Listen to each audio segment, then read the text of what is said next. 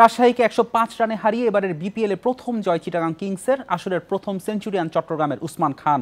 মিরপুরের রেকর্ড ২১৯ রানের সংগ্রহ পায় কিংস। জবাবে আলিস আল ইসলাম, আরাফাত সানির দারুণ বোলিংয়ে ১১৪ রানে গুটিয়ে যায় রাজশাহী।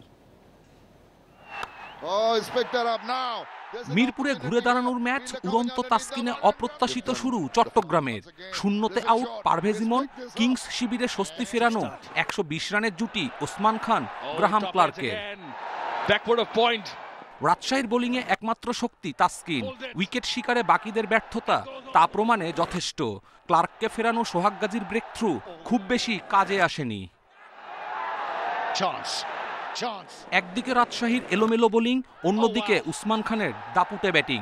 ৪৮ বলে সেঞ্চুরি তুলেছেন ১১-৪ ও ৫ ছক্কায়। এবারের আসরের প্রথম সেঞ্চুরিয়ান পাকিস্তানি এই ব্যাটার। বিপিএলে একক সর্বোচ্চ স্কোর শিটে উসমানের ১২৩ জায়গা করে নিয়েছে সেরা চারে। তার ওপর গেইল আর তামিম। যদিও শেষ ১৪ বলে ২৩ আর ২ ওভার বাকি থাকতে আউট না হলে গেইলের ১৪৬-এর রেকর্ডও হয়তো ভেঙে ফেলতেন।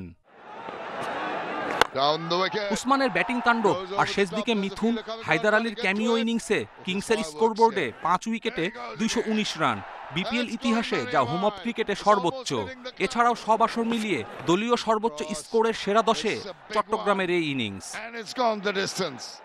বিশাল লক্ষ্যে নড়বড়ে শুরু সাব্বির এনামুল বিজয়দের। মোহাম্মদ হারিসের ১৫ বলে ৩২ রানের ঝোড়ো ইনিংস লম্বা হয়নি ওয়াসিম জুনিয়রের কল্যাণে। একে একে ব্যর্থ ইয়াসির রাব্বি, আকবর আলী, রায়ান বার্লরা। আরাফাত সানি, আলিস আল ইসলামের স্পিন ধসিয়ে দেয় রাজশাহীর মিডল অর্ডার। দুজনই নেন ৩টি করে উইকেট। ১০৫ রানের রেকর্ড জয় চিটাগংয়ের। এর আগে মাত্র ৩ ম্যাচে এত বড় ব্যবধানে জিতেছে কোনো দল। অন্যদিকে লজ্জার হারে নিজেদের দুর্বলতা আরও স্পষ্ট হলো রাজশাহীর। কপিল পাল, ইন্ডিপেন্ডেন্ট নিউজ। বিপিএলে খুলনা টাইগার্সের টানা দ্বিতীয় জয়। অধিনায়ক থিসারা পেরেরার সেঞ্চুরির পরও ঢাকা ক্যাপিটালস ২০ রানে হারল খুলনার কাছে। টস জিতে ফিল্ডিং নেয় ঢাকা। ব্যাটিংয়ের শুরুটা খারাপ হয়নি খুলনার। ওপেনিং জুটিতে আসে ৪৯ রান। এরপর নিয়মিত বিরতিতে উইকেট হারায়। শেষ পর্যন্ত স্কোর ১৭৩-এ পৌঁছায় আবু হায়দার রনির কল্যাণে। ৮ বলে ২১ রানের ক্যামিও ইনিংস খেলেন রনি। ১৭৪ রানের টার্গেটের শুরুতেই ঢাকার ব্যাটিং বিপর্যয়। লিটন দাস এই ম্যাচেও ব্যর্থ। মাত্র ৪১ রানে ৬ উইকেট হারায় ঢাকা। সেখান থেকে ঢাকা ম্যাচে প্রতিদ্বন্দ্বিতা গড়ে তোলে অধিনায়ক থিসারা পেরেরার নৈপুণ্যে।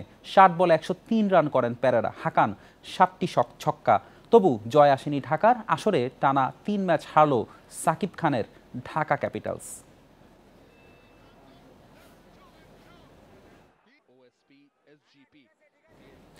সাকিব আল হাসানকে ফেরাতে আরও একবার চেষ্টা করতে চান বিসিবি সভাপতি। কথা বলবেন উচ্চ পর্যায়ে। যদি সবুজ সংকেত পান তাহলে থাকতে পারেন চ্যাম্পিয়ন্স ট্রফিতে। এদিকে টি-20-তে শান্তর ছেড়ে দেওয়া জায়গায় নেতৃত্বে দেখা যেতে পারে লিটন দাসকে। ওয়েস্ট ইন্ডিজ সিরিজ মিস করেছেন, খেলতে পারছেন না বিপিএলেও। অনেকেই বিশ্বাস করেন বাংলাদেশ ক্রিকেটে অতীত হয়ে গেছেন সাকিব আল হাসান। তবে বিসিবি সভাপতি এখনই হাল ছাড়তে চান না। উচ্চ পর্যায়ের সাথে কথা বলে চূড়ান্ত সিদ্ধান্ত নেবেন। বিপিএল চলাকালেই নির্ধারিত হবে সাকিবের চ্যাম্পিয়ন্স ট্রফি খেলার ভাগ্য। ওর যে ইস্যুগুলো আছে সে তো মাঝে মাঝে মন্ত্রণালয়ের সাথে কথা বলে কিভাবে ওইটা কি করা যায়। আমার হেল্পের কোনো ব্যাপার নেই, এটা আমি আগেও বলেছি, এখনো বলছি।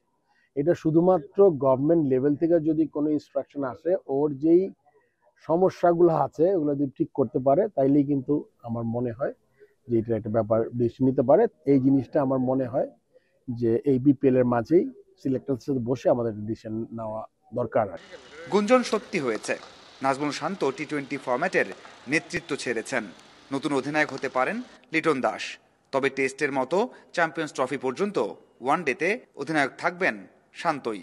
শান্ত আমি এখনো মনে করি ও তো টিমের বাইরে গেছে ইনজুরির জন্য। If he comes back he will come back as a captain. And আসলে ক্যাপ্টেন্সিটা ওর টেনিয়রটা কতদিন আপনারা বলেছেন যে এই ডিসেম্বর পর্যন্ত ছিল, 1 বছর। সো ওই ব্যাপারে আমরা আরেকজন ক্যাপ্টেন চিন্তা করছি যে ওই জায়গায়, যদিও টি-20 এখন বেশ দূরে আছে।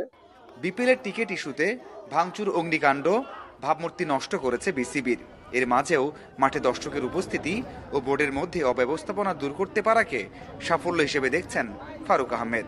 প্রত্যেকটা ম্যাচে মোটামুটি 35%-এর মধ্যে 90% 35% মানে দেওয়া হয়েছে যেটা অনলাইন, ওইটার প্রায় সিংহভাগই বিক্রি হয়ে গেছে।